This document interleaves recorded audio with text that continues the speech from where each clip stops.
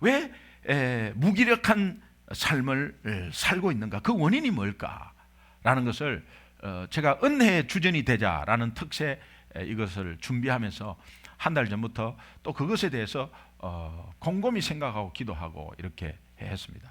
뭐 결론은 제 마음속에 있었습니다. 그러나 하나님이 그것에 대해서 더 세밀하게 은혜 부분에 대해서, 하나님의 은혜라는 이 단어에 대해서 정말 묵상을 많이 하게 하셨습니다.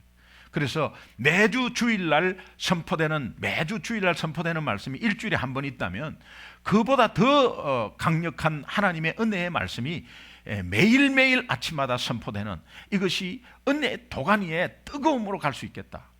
그래서 저는 한 주간에 도가니에 푹 빠졌습니다. 그런데 how about you? 여러분은 어떻습니까? 은혜 도가니에 빠졌죠? 예, 예. 그리고 정말 어떤 사정으로 인해서 또 어떤 환경으로 인해서 혹시 못 나온 분이 있다면 정말 이 은혜의 도가니가 옆에 있는 사람한테 뜨거움으로 연결되는 귀한 은혜의 공동체 되기를 간절히 소원합니다. 간절히 소원합니다. 그 원인이 무엇일까? 왜 무기력한 삶을 살고 있을까? 왜 우리는 돈 앞에 무릎을 꿇어야 할까? 왜 먹고 살기 바쁜 것일까?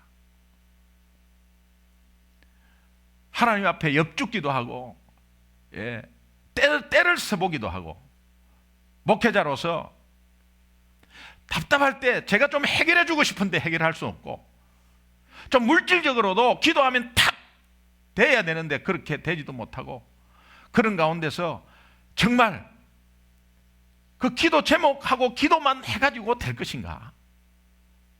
그것을 한번 깊이 묵상해 보았습니다. 우리가 무기력한 삶을 살아가는 원인은 하나님이 말씀해 주셨어요. 하나님의 은혜가 되지 못하는 거예요.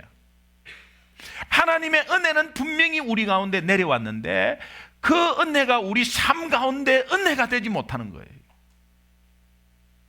또 그 은혜가 놀라운 은혜로 삶에 작동하지 않고 있습니다. 놀라운 은혜가 되지 못해요.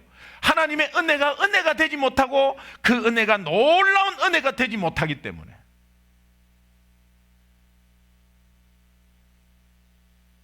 우리 신앙이 진짜 건강하다면 하나님의 은혜가 얼마나 놀랍고 놀라운지, 그렇지 않습니까? 하나님의 은혜가 놀랍고 놀랍습니다. 감격하지 않을 수 없습니다. 놀라운 하나님의 은혜, 바로 한 단어로 말하면 구원 아니겠습니까? 구원. 그래서 제가 구원을 소홀히 여기지 말자 그랬잖아요.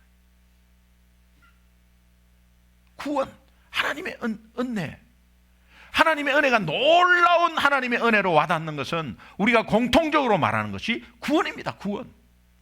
이 구원을 우리는 성경적으로 이 세 가지 시제로 한번 설명해 보는데, 과거에 우리의 죄를 용서받은 것이 칭의라고 하잖아요. 과거에 우리 죄를 용서받은 것은 칭의라 그럽니다. 이신 칭의, 믿음으로 말미암아 의롭다 함을 받았느니라. 그러니까 우리가 의롭다 함을 원래 의로운 존재였습니까? 아니었어요. 의롭게 할 수 있었습니까?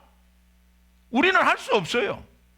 전적인 하나님의 은혜라는 단어가 그 속에 들어가야만 이 칭의라는 것이 효력을 발휘하고 이 칭의라는 것이 능력을 발휘하는 거예요. 우리 삶 가운데 오늘 우리의 구원을 생각하면 우리의 과거의 모든 죄는 온전히 용서받았다는 이 칭의의 확신이 있어야 합니다. 그래야 우리가 이 은혜가 놀라운 은혜로 감격적으로 와닿는 거예요.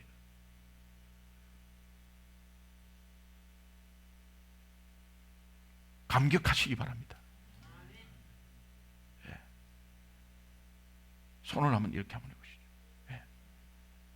이 놀라운 은혜를 어떻게 생각하십니까? 하면 여러분은 발을 떨면서 압축을 하면서 바로 너무 좋습니다. 이렇게 시작. 너무 좋습니다. 좋고 말고요. 좋고 말고. 이게 한시라도 잊어버리면 안 돼. 잊어버리면 밋밋하게 되는 거야. 잊어버리면 우둔하게 되는 거야. 잊어버리면 무감각하게 되는 거예요. 밖에서 이단은 얼마나 센시티브하게 민감하게 막 쳐들어오는지 몰라. 공격하는지 몰라. 이단의 공격인지도 모르고 있어요. 은혜라는 놀라운 은혜의 감격이 있다면 이 칭의의 감격이 있어야 합니다. 그 감격이 우리 안에 살아있을 줄로 믿습니다. 그 다음에 두 번째는 현재 우리가 그리스도를 닮아가고 거룩하게 되는 과정이 성화 과정입니다. 이 성화 과정은 하나님께서 성령으로 오늘 우리를 도우시고 계세요. 성령, 파라클레토스, 이 돕는 자라는 뜻입니다. 오늘 우리의 능력이 40%면 성령은 몇 프로 돕는다? 60%를 돕고 있는 거예요. 그래서 비교를 하시면 안 돼. 저 A 집사가 내보다 뭘 잘하네, 저 집사가 뭐를 잘하네, 저 집사는 내보다 못하네, 이런 비교가 교회 안에서는 있을 수가 없는 것은 동일한 하나의 성령이 오늘 우리를 100% 돕고 있기 때문에 비교할 필요 없어요. 내가 못하는 건 저 사람이 하고 저 사람이 잘하는 건 내가 못하지만 저 사람이 못하는 것은 내가 할 수 있는 거예요. 그래서 새벽 기도를 못 나오는 사람이 있다면, 내가 새벽 기도를 나올 수 있다면 새벽 기도 나온 사람이 못 나온 사람을 위해서 간절히 기도하는 것이죠. 근데 왜 안 나왔냐고 지적하고 정죄하면 안 된다 이 말이에요. 그게 교회 은혜의 공동체가 은혜라는 말이 없어져 버리는 거예요. 그냥 성화되는 과정이라는 것은 우리가 예수님을 닮아가는 거룩되는 과정의 현재의 구원을 말하는데, 그것이 결국은 성령의 도우심으로 우리가 그렇게 할 수 있다는 거예요. 그러니까 그것조차도 하나님의 은혜로 와 닿아야 되는 거예요. 놀라운 하나님의 은혜죠. 믿으시면 크게 아멘. 그리고 그리스도와 함께, 그리스도와 같이 변화되는 그 미래의 구원을 하나님이 약속하지 않았습니까? 이것을 영화라고 합니다. 구원은 칭의, 성화, 영화 포함되어 있습니다. 과거의 구원, 현재의 구원, 미래의 구원까지도 다 포함되어 있습니다. 로마서 8장에 다 나와 있습니다. 그러나 이것을 상세하게 우리가 정말 이것이 모두가 칭의, 성화, 영화, 이 영화는 나중에 내가 어떻게 됐든지 정말 주님을 닮아가고 주님을 바라보기만 하면 내가 연약하고 부족하고 초라해도 예수님과 같이 된다. 예수님과 같이 변한다. 그런 소망을 두는 거예요. 기독교는 소망의 종교라고 하듯이 우리가 그 소망이 없으면 이 땅을 어떻게 살겠나. 정말 절망하고 좌절하고 낙심할 수 있는 현실인데 우리가 소망을 바라보는 게 소망을. 그래서 우리의 거룩은 생활의 거룩으로 먼저 생각하면 넘어진다 그랬잖아요. 당신은 거룩하십니까? 거룩하시냐고 물어봤을 때 우리가 대답을 못하는 것은 생활의 거룩을 생각하기 때문에 그래요. 아이고 목사님 아직 멀었죠. 제가 거룩하려면 아직 멀었죠. 그러나 여러분은 이렇게 대답하셔야 돼요. 당신은 거룩하십니까? 하면 부족하고 연약해도 거룩합니다. 저는 거룩합니다. 그렇게 말할 수 있는 것은 무엇입니까? 신분의 거룩 때문에 그렇습니다. 내가 예수 믿고 칭의에 정말 성화의 도움을 받고 있는 것을 확신한다면 오늘 우리는 좀 더 나아질 수 있고 내가 정말 예수님과 같이 변화될 수 있는 소망이 확실하다면 우리는 거룩합니다. 그 신분의 거룩이 생활의 거룩으로 이어지기 때문에 그렇습니다. 신분의 거룩이 확신이 절대적으로 확신하다면 생활은 바뀌게 돼 있어요. 근데 생활의 거룩만을 생각한다면 오늘 우리는 넘어져 버려요. 아무도 잘났다고 내세울 수가 없고 저 자신도 거룩합니다. 생활의 거룩 생각하면 어디 감히 거룩하다고 말하겠어요. 그러나 저는 어쨌든 간에 마귀의 자녀에서 하나님의 자녀가 됨을 확신합니다. 예수 그리스도의 십자가의 은혜 때문에 하나님의 자녀됨을 확신합니다. 그러니 이 신분의, 하나님의 자녀된 신분의 거룩을 확실히 말할 수 있습니다. 저는 거룩합니다 라고 고백했을 때 내 생활을 돌아보면, 그렇지, 내가 하나님의 자녀로서 거룩한데, 거룩한 신분이 있는데 이런 짓을 해가 되겠나 라고 하면서 생활의 거룩으로 발전시킨다는 거예요. 성화. 성화는 칭의의 바탕을 둬야 돼. 영화는 칭의와 성화의 바탕을 두는 거예요. 하나님이 다 허락하신 거예요. 이것이 모두가 전적으로 놀라운 하나님의 은혜입니다. 저나 여러분이 공통적으로 다 하나님이 주신 거예요. 이 놀라운 은혜를 우리가 365일 1년 지나면서 과연 몇 번 감격하고, 잠시 예배 드릴 때만 감격하고, 생활 가운데 하루 종일 그 은혜라는 은자는 없어지고, 그러니까 분노가 있고 화가 나는 것이죠. 그 은혜를 잊어버리니까는 화를 내는 것입니다. 은혜를 잊어버리니까는 거짓말하는 거예요. 은혜를 잊어버리니까 이상한 짓을 하기 시작하는 거예요. 한시라도 이것을 잊어버리면 안 돼요. 그런데 그 은혜가 은혜됨을 잊어버리지도 않는 것도 중요하지만, 그 은혜가 나에게 놀라운 은혜로 와닿는 것이 중요한 것입니다. 베드로는 이 하나님의 놀라운 은혜를 오늘 한 절로서 말씀하고 있는데, 그 은혜 가운데 고백하면서 하나님이 나를 어떻게 세워간다는 것을 고백하고 있습니다. 오늘 본문 말씀 한 절인데 베드로전서 5장 10절을 같이 한번 읽겠습니다. 같이 읽습니다. 시작. 모든 은혜의 하나님 곧 그리스도 안에서 너희를 부르사 자기의 영원한 영광에 들어가신 이가 잠깐 고난을 당한 너희를 친히 온전하게 하시며 굳건하게 하시며 강하게 하시며 털을 견고하게 하시리라. 따라합시다. 온전하게 하시며 굳건하게 하시며 강하게 하시며 털을 견고하게 하시리라. 믿으시면 아멘. 이것이 놀라운 하나님의 은혜의 고백이에요. 사도 바울은 예수 믿는 자를 죽였습니다. 그저 잡았습니다. 그냥 그렇게 악독한 짓을 했습니다. 그러나 자기를 굳건하게 세우시고 세워가는 모습이나 하나님의 은혜 가운데서 굳건히 선 자기의 모습을 보면서 하나님의 은혜를 그리스도 예수 안에서 어떻게 세워간다는 이 놀라운 은혜를 고백하고 있는 장이 이 10절이에요. 베드로전서 5장 10절이에요. 그는 앞에서 이렇게 고백합니다. 너희 염려를 주께 맡겨버리라. 이는 주께서 너희를 권고하심이니라. 근신하라, 깨어라. 너희 대적 마귀가 우는 사자와 같이 삼킬 자를 찾는다. 그러니 하나님의 은혜를 모르면 마귀는 공격하면서 먹혀버린다. 잡아먹혀버린다. 그러니까는 쓰러지고 낙심되고 좌절되고 믿음이 떨어지고 바닥을 치고 무기력하게 되는 수법이 사탄의 수법이다. 그러니 오늘 우리는 은혜 가운데 있어야지, 은혜 가운데 있지 않으면 마귀는 잡아먹는다. 그래서 그 잡아먹는 은혜 가운데 있지 않고는 매 염려 가운데 있는 것이다. 그래서 우리가 마귀에 노출되어 있는 상황은 뭐냐? 매 걱정하고 염려하고 끙끙끙 앓는 이것이 은혜와 동떨어진 삶을 산다고 빨리 체크하셔야 돼. 주님의 은혜는 우리를 살리신 은혜, 주님의 은혜는 우리를 굳건히 세우시는 은혜, 주님의 은혜는 우리를 승리할 수 있는 은혜, 이것이 예수 믿는 자의 특권 아니겠어요? 안 믿는 자와 비교하면 이것이 극렬하게 나누어지는 거예요. 그것이 은혜를 잊어버리고 있다는 것이 얼마나 잘못된 것입니까? 우리가 하나님을 설명할 때에 사랑과 공의를 말합니다. 이거와 같은 의미인데, 예수 그리스도를 한마디로 말한다면 예수 그리스도가 누구냐?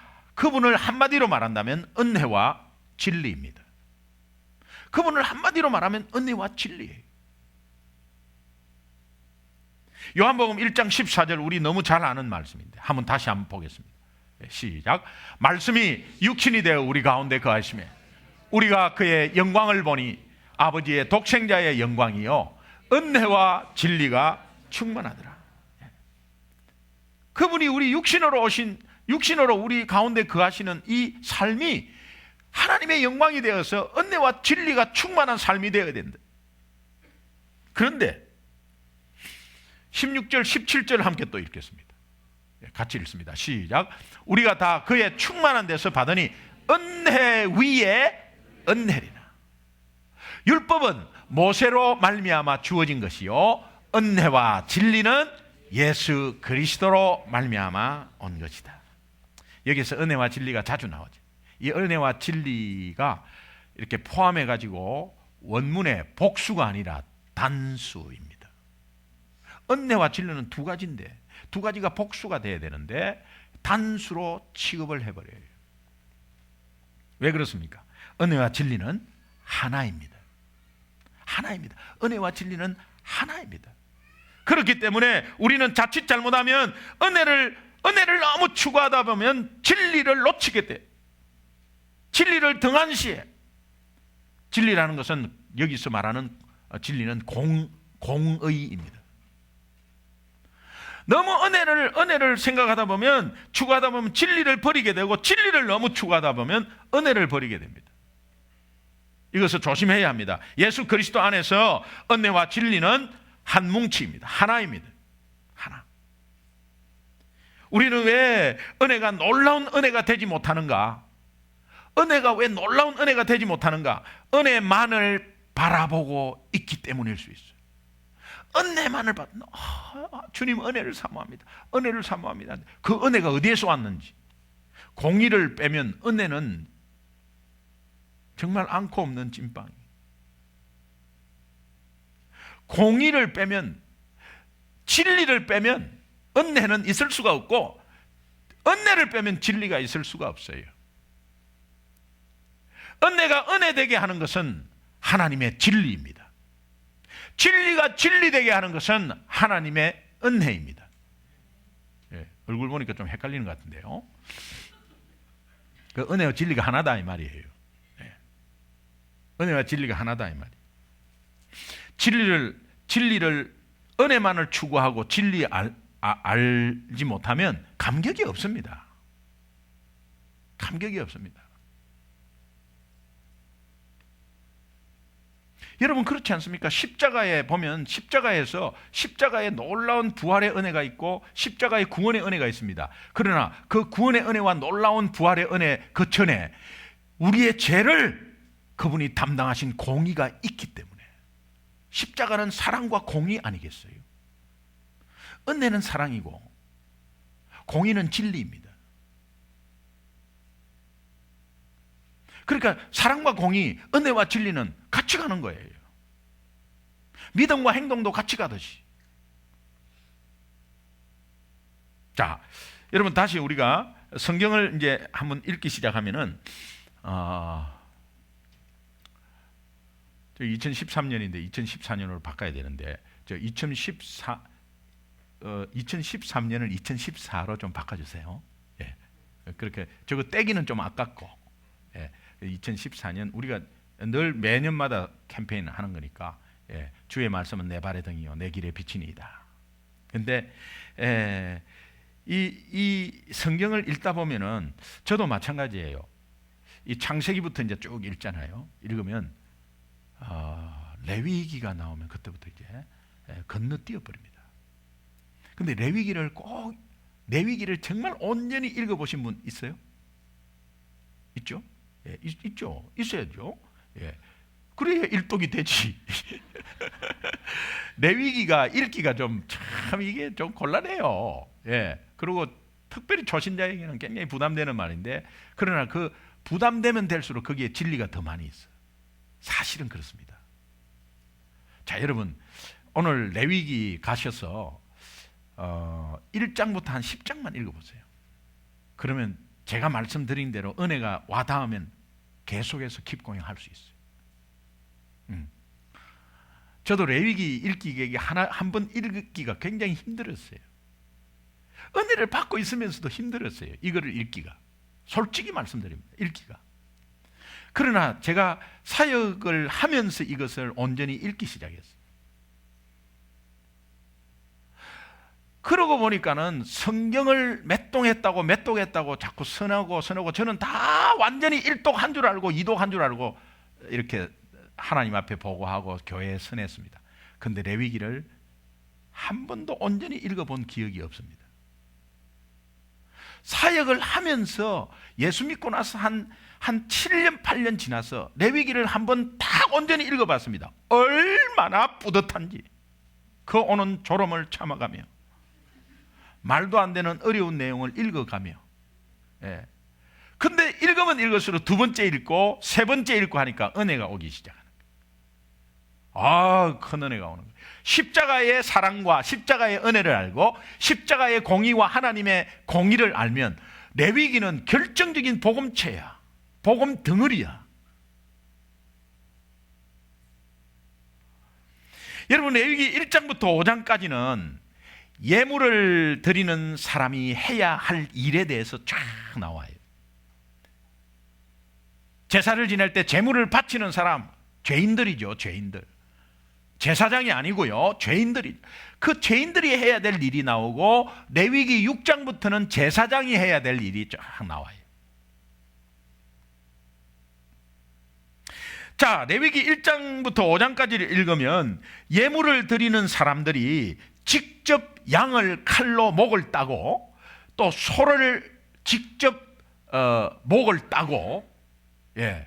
여러분 직접 해보셨어요 그거? 세상에 이런 일이 같은 거 아니면은 어글리 아시안 뭐 이런 거 보면 막 그 따고 막 이런 거 있어요. 예. 그 다음에 막 칼로 해갖고 막 내리치면은 염소 목이 잘라지고 하는 이런 뭐 유튜브에서 막 돌아다녀요. 그 제사 지낼 때 지금도 뭐 우상하게 제사 지낼 때 보면은 그 인도 같은데 뭐 파키스탄 같은데 가 보면은 그냥 목을 이렇게 쿡 그냥 순식간에 음매하고 있을 때 쿡 따버려요. 그러면 막 피가 그냥 쭉쭉쭉 흘면서 그냥 흩어지면 그거를 막 껍질을 벗긴다. 옛날에 제사 지낼 때 그렇게 했어요. 하나님도 이거를 그렇게 만들어. 근데 제사를 지내는 죄인들이 제물을 가지고 제사를 지낼 때 자기가 직접 따요. 제사장이 그거 안 합니다. 직접 따요. 그럼 피를 흘릴 거 아니에요? 그리고 쓰러질 거 아니에요? 쓰러지는 그 비참한 모습을 다 보는 거죠. 예? 보는 거죠. 예. 이게 19금이에요. 예. 19금. 19세 이상은 못 보는 거예요. 이하는. 예. 19 빨간 걸로 이렇게 동그라미. 임신부는 못 보는 거예요, 이거. 너무 처절하기 때문에. 그래가지고 그 껍데기를, 소 머리를 자르고 껍질을 벗겨요. 그러고 나서 칼로 각을 떠요.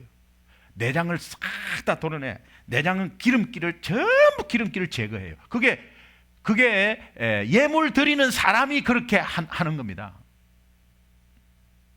여러분 입장이 그런 입장이 되어갖고 제사 한번 지낼 때마다 그런 끔찍한 짓을 하는 거예요. 여러분이 하기 싫어도 하나님이 이 제사를 받으시고 내 죄를 용서해야 되기 때문에 그렇게 하는 거예요. 여러분이 직접 그렇게 하는 거예요. 자, 여러분이 한번 그런 경험을 한번 했다고 생각해 보세요. 끔찍한 제사를 직접 준비하고 그러면서 그렇게 했다고 생각해 보세요. 여러분, 왜 하나님이 이런 일을 예물을 드린 사람에게 시키는 걸까요? 왜 시키겠어요? 내가 지금 죄 때문에 왔잖아요. 내 죄를 해결하기 위해서 지금 이 짓을 하잖아요. 내 죄가 얼마나 더럽고 추악하고 끔찍한 것인가를 깨닫게 되는 거예요. 직접 함으로써. 내가 이 짓을 이렇게 해야 되나? 근데 내 죄를 사하려면 이렇게 해야 되는 거야. 그러니까 내 죄가 얼마나 더럽고 추악하고 끔찍한 것을 깨닫게 되는 거예요. 그렇게 하라고. 깨닫게 하라고. 그래서 하나님이 그렇게 지어준 거예요. 이게 여기에 복음이 있어요. 그거 못 깨달으면 십자가의 은혜가 감격되지가 않습니다. 그런 레위기의 제사를 그때그때 죄마다 지었을 때 예수님이 십자가에서 내가 거짓 안 하고 예수님이 십자가에서 단 한 번의 십자가에서 피를 쏟아서 단 한 번의 제사로서 끝냈다는 이 놀라운 은혜는 내 삶을 덮어버려요.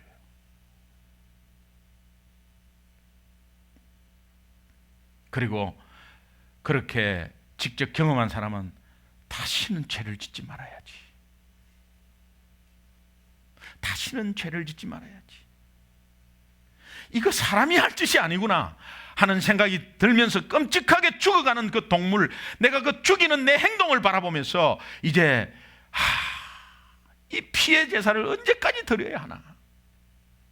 죄마다 어떻게 이 피해 제사를 드릴까? 그런데 십자가의 단 한 번의 제사로 모든 죄를 용서하셨다는 십자가의 엄청난 은혜가 왔을 때는 그것이 우리 삶의 놀라운 은혜가 되는 거예요.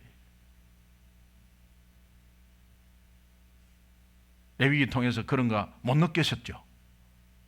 옛날에 그렇게 제사는 지내는구나, 뭐 옛날 사람들은 그렇게 지냈구나, 이렇게 했죠. 그러나 예수님이 오지 않았다면 오늘 우리는 그 짓을 하고 있어야 되는 거예요. 그러면 뭐 죄송합니다만 우리 집사람 같은 경우에는 그런 거 잘 해요.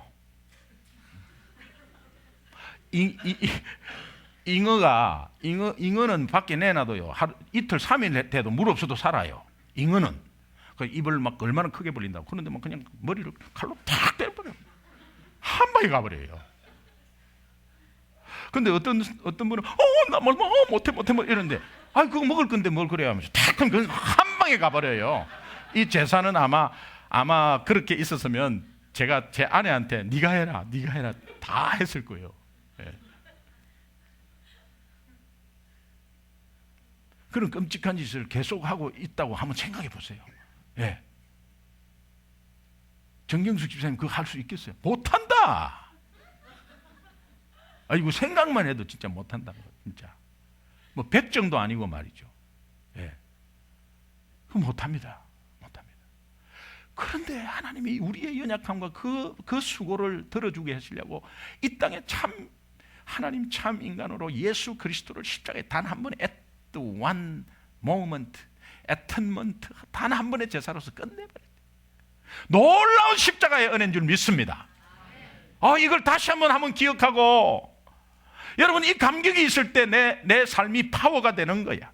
이 삶이 있을 때 내가 온전히 담대함이 있고, 이 삶이 있을 때 내가 정말 담대하게 하나님 앞으로, 내가 연약하고 초라하지만 하나님 앞으로 나아올 수 있는 거야. 믿으시면 크게 아멘. 그래서 이 은혜의 주전이라는 주전 멤버, 주니어 발시티가 아니고 발시티 되는 우리 온 성도가, 제가 첫날 월요일 날 말씀드렸어요. 온 성도가 소중한 은혜의 공동체의 주전이 돼야 된다. 주전이 돼야 된다. 주님의 나라를 위해서 한 고울이 되어서 한 영혼을 소중하게 여기는 영혼사랑 공동체의 소중한 교회의 한 비전을 가지고, 한 목표가 무엇이냐? 하나님 나라 확장인데 정말 연약한 영혼 세우고, 또 그 영혼을 구원하는데 앞장서려면 내 쓸데없는 말을 할 필요가 없어요. 그냥 은혜스러운 말, 칭찬, 격려, 서로 밀어주고 서로 부족하면 채워주고 하는 이것이 하나의 의치하는 은혜의 공동체가 되어가지고 담대히 앞으로 나아갈 수 있는 것은 오직 십자가의 은혜의 놀라운 은혜의 감격 때문 아니겠습니까? 은혜의 주전이 은혜가 되기 위해서, 놀라운 은혜가 되기 위해서 우리가 인정해야 될 진리가 있습니다. 제가 대략 5가지 간단하게 분류해 보았습니다. 첫 번째, 우리 인간이 완전히 타락되었다는 것을 알아야 합니다. 우리 인간은 완전히 타락되었습니다.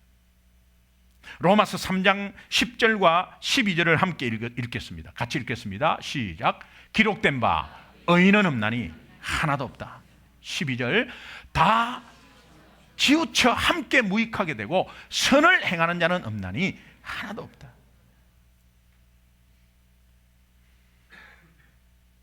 만물보다 심히 부패한 것이 우리 안에 들어가 있는 인간의 마음이라고 레위기 11장에서 말하고 있습니다. 어떤 것보다도 더 심하게 부패된 것은 인간의 마음이다. 그래서 밖에서 안으로 들어가는 건 더러운 것이 없다. 안에서 밖으로 나오는 것이 더러운 것인데 우리가 말하는 거,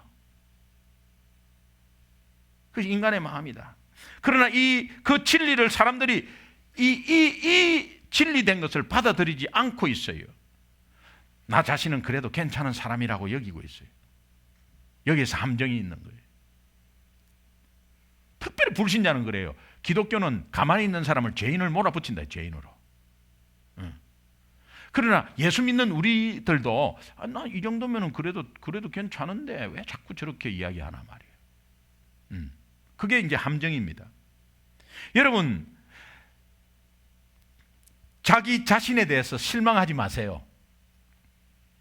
자기 자신에 대해서 실망하지 마세요. 예, 절망하셔야 합니다. 절망하셔야 돼요. 왜 그렇습니까? 우리 인간은 실망한 존재가 아니라는 게 절망할 존재다. 이것밖에 안 되나? 내가 정말 이것밖에 안 되나? 저 사람 저것밖에 안 되나? 그렇게 실망할 필요 없습니다. 그것보다도 훨씬 더합니다. 껍데기 벗겨보면 아주 더합니다. 말씀드렸듯이 제 아내와 저는 부부 싸움을 하겠습니까? 안 하겠습니까? 예, 안 한다는 분도 있어요. 예, 믿음대로 될지어다.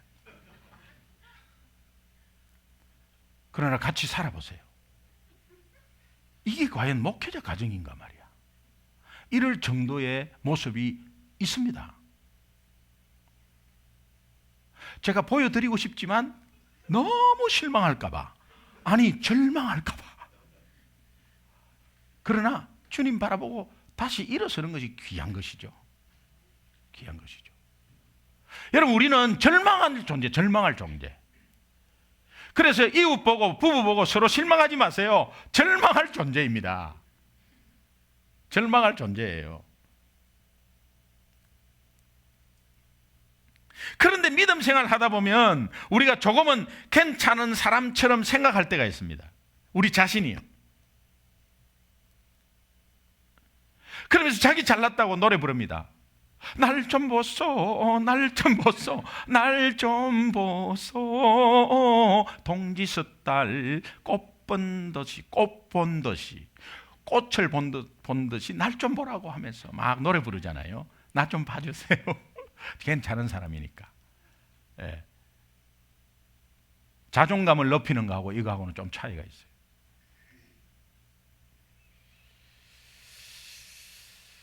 여러분, 괜찮은 사람이야 라고 생각하는 그 순간이 우리가 얼마나 부패한 존재인가를 잊어버리는 그 순간이 은혜 받게 딱 가게 되는. 하나님의 놀라운 은혜가 될 수가 없어. 그것은 은혜. 그리고 무감각해, 무던해버려요. 감동 하나도 없어요. 예. 특별히 안 지키면 찝찝하고 하면서 주일날 예배 나와서 꼬박꼬박 줍니다. 예. 주님의 품 안에서 조는 거 괜찮아요. 평안하니까. 그러나 말씀 들 때 쫑긋해가고 들어야 되는데 뭐 감각이 없으니까요. 이것을 우리가 스스로 그 감각이 없어, 왜 없어? 이렇게 지적하는 것이 아니라 내 스스로 체크를 하셔서 빨리 살아나야 됩니다. 내 스스로 자가 진단을 하셔서 빨리 하나님의 말씀이 그렇게 돼 있을 때 그렇구나, 그래 내가 한번 돌아보자, 내가 좀 나도 괜찮은 사람이지라고 생각했을 때가 있었구나. 아이고 이러면은 그때 은혜 밖에 있는 거구나. 아이고 큰일 났구나. 그래 은혜가, 놀라운 은혜가 되지 못하는 게 여기에 있었구나. 기쁨으로 빠져나와야 돼. 그 다음에 은혜의 주전이, 은혜가 놀라운 은혜가 되기 위해서 인정해야 될 두 번째 진리는 스스로의 힘으로서는 이 우리의 죄와 타락에서 벗어날 수 없다는 것입니다. 어떤 도덕으로, 어떤 철학으로, 어떤 종교로도, 어떠한 인간의 선행으로, 고행으로도 죄를 벗어날 수 없습니다. 이것이 진리입니다. 그렇잖아요. 얼마나 많은 종교들이 돈이나 정말 자선이나 고행이나 선행이나 노력으로 자신의 문제를 해결하려고 그렇게 애쓰고 있고 자신을 더 선하게 만들 수 있다고 가르치고 있습니까? 거짓입니다.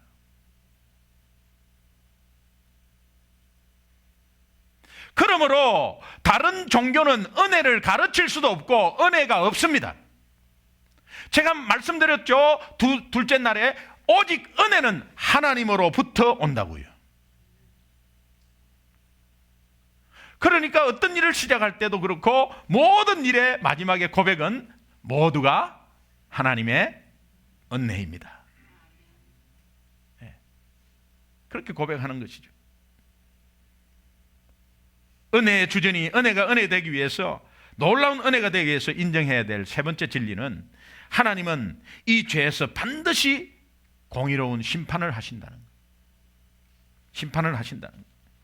많은 사람들은 속고 있습니다. 이토록 우리를 사랑하시는 하나님께서 어떻게 지옥을 만들었을까? 하나님이 인간을 사랑한다고 했잖아요. 하나님은 사랑이라고 했는데 왜 지옥을 만드냐? 지옥 만들 리가 없다. 이게 여호와의 정의이에요.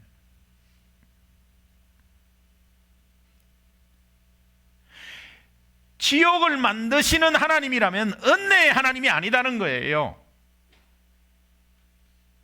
그렇게 생각할 수가 있습니다. 그런데 기억하세요. 지옥이 없다면 은혜가 없습니다. 지옥이 있기 때문에 하나님의 엄청난 인도하심에 거기에서 벗어난 놀라운 은혜가 우리에게 있는 거예요. 우리가 죄인으로 아직까지 있다면 가야 할 곳이 얼마나 끔찍한지를 알지 못하는 사람은 우리가 받은 은혜가 얼마나 놀라운 은혜인지를 모릅니다. 가야 될 곳이 얼마나 끔찍한가를 알고 있다면 우리가 오늘 하나님의 자녀로 살고 있는 것이 얼마나 놀라운 은혜인지 모릅니다.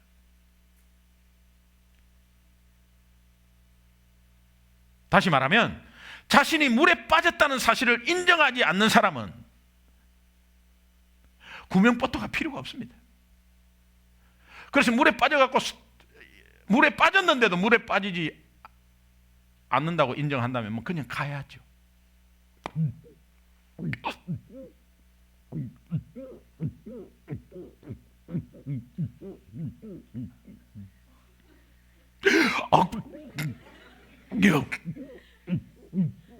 살려달라는 소리 안 합니다. 가는 것이죠. 예. 그런데 물에 빠졌다는 사실을 인정하면 막 그냥 살려달라고 그렇게 했을 때, 누가 살려줬을 때 그것이 은혜라, 놀라운 은혜다 이 말이에요. 오늘 우리가 불신자들이 왜 예수 안 믿습니까? 자기가 물에 빠졌다는 걸 모르니까 그런 거예요. 구명보트가 필요 없죠. 그런데 그렇게 살다가 내가 가야 될 곳이 어느 곳인가를 알았을 때는 이것을 사모하게 돼 있어요. 간절히.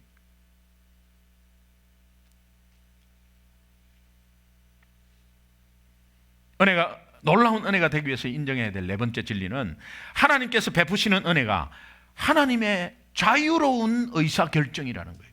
하나님의 주권적인 결정이라는 거예요. 그렇지 않습니까, 여러분? 여러분 보세요. 하나님이 우리를 구원하시지 않으셔도 그분은 하나님이세요. 안 해도 돼. 뭐 답답해요. 뭐 할게. 이래도 하나님, 저래도 하나님이세요. 그분은 우리를 구원 안 하셔도 의로운 하나님이시고, 그분은 우리를 구원을 안 하셔도 사랑의 하나님이세요. 우리를 구원하시는 것은 하나님의 스스로의 은혜로운 결정이라는 거예요. 하나님의 주권적인 의사 표현이라는 거예요.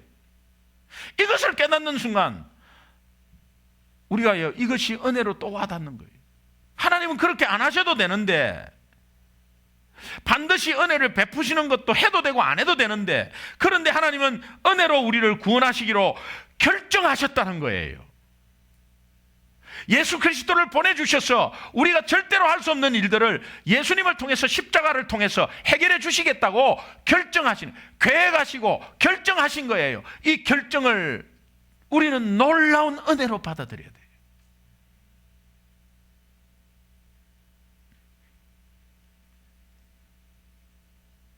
마지막 다섯 번째는, 하나님의 공의로운 징벌을 그의 아들 안에서 하나님 스스로 공의로운 진노를 다 감당하셨다는 것이, 이게 놀라운 하나님의 은혜가 우리에게 오는 진리입니다. 여러분, 여기서부터 사람들은 믿지 않습니다. 믿지 않습니다.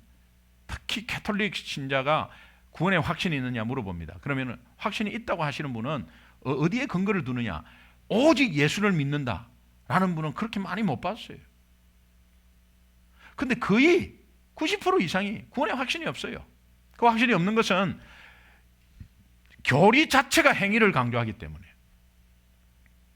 그래서 캐톨릭의 호스피스 사역은 못 따라갑니다. 이 호스피스 사역은 정말 마지막에 돌아가시는 분을 이렇게 정말 이 케어하고 이런 것이 얼마나 정말 그것이 하나님의 사랑이지만 결국은 개인적으로 보면 개인의 구원을 위해서 접근한 시작이 호스피스 사역입니다.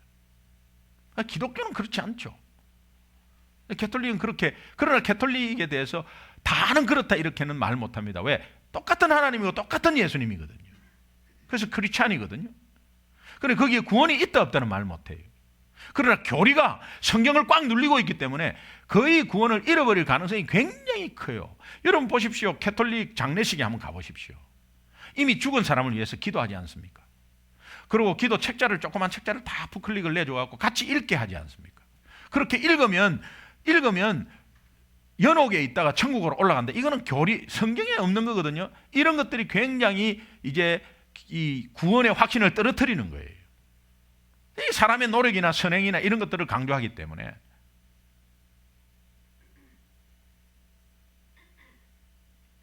근데 사람들은 참 이런 은혜를 믿지 않습니다. 사람들의 깊은 마음속에는 모든 것에는 대가가 따른다 이런 생각이 있기 때문에. 어떻게 그걸 공짜로 받지? 그렇게 중요한 걸 어떻게 공짜로 받지? 너무 쉽네? 이렇게 합니다.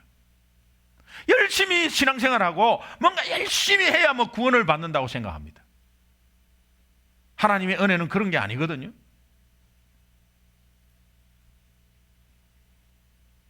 내가 값을 지불을 해야 지불된 것이라고 사람들이 생각하기 때문에 정말 하나님이 스스로 내 죄를 십자가에서 감당하셨으면서 그것이 온전히 내 죄가 완전히 해결되어서 그것 때문에, 오직 그 이유 때문에 내가 구원을 선물로 받았다 믿어지지 않습니다. 그런데 어떻습니까? 그런 은혜가 우리에게 받아들이는 그 자체가, 그런 은혜가 다른 사람은 믿지 않는데 오늘 우리는 그것이 은혜로 우리 마음속에 받아들이고 있는 자체가 놀라운 하나님의 은혜예요. 여러분, 놀라운 하나님의 은혜가 거기에 있는 거예요. 믿으십니까? 아무리 예수 믿으라 해도 예수님 좋은 것이죠. 좋은 말씀 좋죠. 교회 가면 좋은 말씀 좋아요. 예, 좋은 말씀, 목사님 좋은 말씀 좋아요. 아이고, 예수님도 좋죠. 예수님 많은 일을 하셨죠. 그런데 예수님이 유일한 구원자다, 화를 확 내버려요. 거기엔 동의할 수 없는 거예요. 그거는 독단적인 거예요. 그런데 우리는 그분이 유일한 구원자입니다 하면은 우리는 어떻게 해요? 아멘, 놀라운 하나님의 은혜예요. 하나님이 그렇게 우리의 마음을 열어주시고 우리를 먼저 선택해 주신 그 은혜가 있기 때문에 그것을 받아들이는 것이 놀라운 하나님의 은혜라 이 말이에요. 할렐루야. 그러므로 우리는 값없는 용서가 이미 주어졌고 정말 무한한 은혜가 우리에게 이미 베풀어졌고 우리의 행함에 따라 우리를 처리하지 아니하시고 우리의 행함에 관계없이 오직 예수 그리스도를 믿고 의지하는 자는 값없이 주신 귀한 구원의 은혜를 우리에게 베풀어 주셨다는 것입니다. 이 유일한 이 진리 단 한 가지, 이 진리를 잡고 있으면 이것이 놀라운 은혜가 되어서 은혜가 진리가 되고 진리가 은혜가 되는 거예요. 할렐루야. 은혜의 주제는 은혜와 진리를 잘 아는 사람들입니다. 은혜와 진리가 하나 되면 아는 사람입니다.